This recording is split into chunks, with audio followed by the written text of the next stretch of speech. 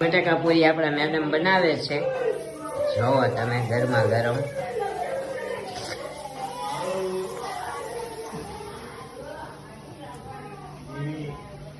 બહુ રસ આવે છે.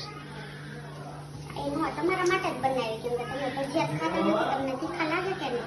ઓકે, કાંઈ નહીં, આપણે બટાકા પૂરી પડે છે. અને તમારે ભજીયાની રેસીપી જોવી હોય તો આપણે ફૂલ વ્લોગમાં જોઈ શકો છો તમે.